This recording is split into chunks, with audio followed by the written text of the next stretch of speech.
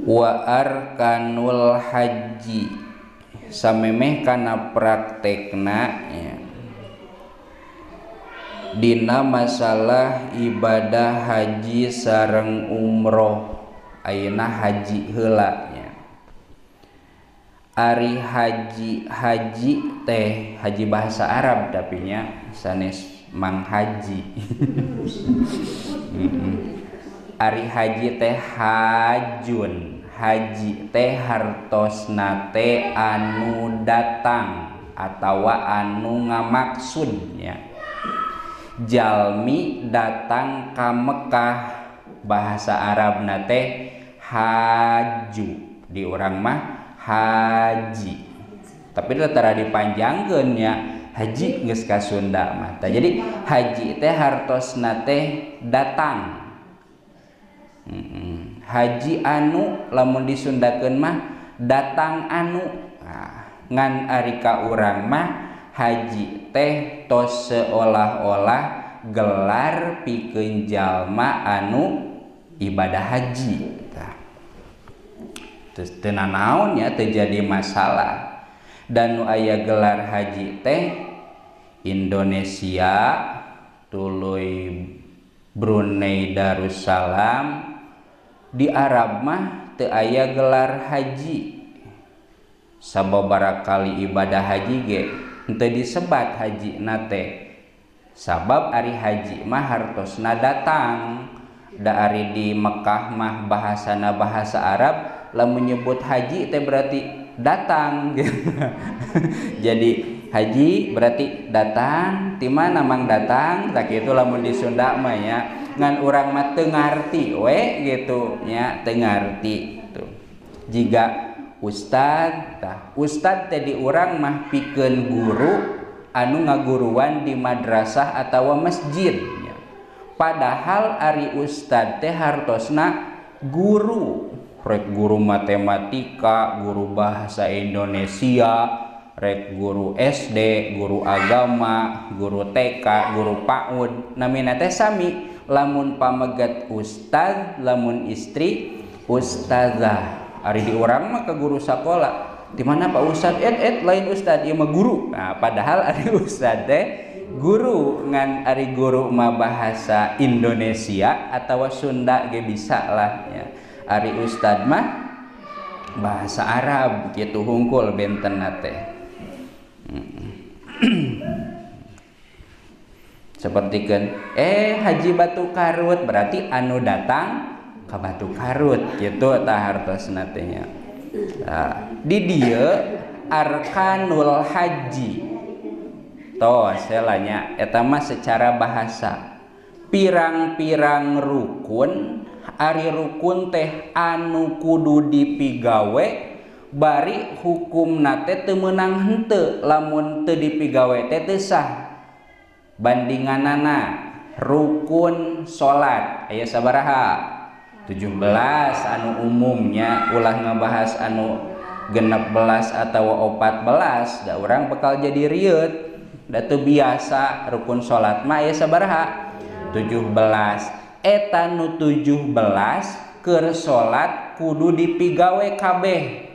Ulah aya nu dileungitkeun atawa diliwat. Lamun salah sahijina teu dipigawe maka salatna teu sah alias teu jadi. Ieu oge rukun haji. Pikeun jalma anu ibadah haji alias nu datang ka Mekah arek menyambut bulan Dzulhijjah nya da tanggal 10 teh praktekna mah sanajan ti dieuna bulan Syawal oge. Ta eta teh rukunna teu kenging dikantunkeun alias kudu dipidamel sadaya. Atuh lamun teh mah aya salah sahijina anu kaliwat maka wajib dikodoan. Dul teuing kodo salatnya bisa langsung harita. Ieu kodo ibadah haji kudu nungguan tahun hareup bari cantang tuh bisa berangkat, kudu nungguan deui sekian tahun. Ta ieu ge dina ibadah haji ge aya rukun haji aya wajib haji bahasana teh. Aya rukun haji, aya wajib haji. Naon bentena? Rukun haji mah sama sakali teu bisa digantian kuna naon, sah jeung teu sahna ibadah haji tergantung aya jeung teu ayana rukun haji anu eta nya. Benten sareng wajib haji. Ari wajib haji mah dina teu dipigawena bisa digantian ku dam. Ari dam teh denda, gampang nama dam teh domba we nya. Bisa digantian ku domba gitulah gampang nama. Ta ayeuna di dieu bade nyarioskeun rukun haji heula. Ayeuna rukun haji berarti pokok anu dipidamel nalika midamel ibadah haji. Wa arkanul haji khamsatun. Rukun haji teh sadayana aya 5. Salitnya berarti migawe ibadah haji nu sakitu poena 40 poe minimalna nu dipigawena mah sabaraha? 5 rukun nama. Wah beuting sapoe ge beresnya. Kumaha eta nu 38 poe? Rukun haji teh sadayana aya 5. Bisi disangki ibadah haji teh hese gitu. Wong cobaan heula nya. Sebatan awaluha al-ihramu. Nomor kahiji rukun haji teh nyaeta ihram. Ari ihram teh urang mah masyhurna jeung lawon. Kain naon eta? Kain ihram. Ari nu ieu boeh padahal mirip-miripnya. Ngan ihram nu beredar ka urang mah sok mirip-mirip lawon anduk hotelnya. Naon teh lah kamui-kamui bodas gitu tah. Dalamun make kain background mah urang bisa-bisa morosotnya. Lesang ta. Ari ihram teh naon atuh ihram teh? Wa huwa niyatud dukhuli fin nusuki. Niat asup dina ibadah haji.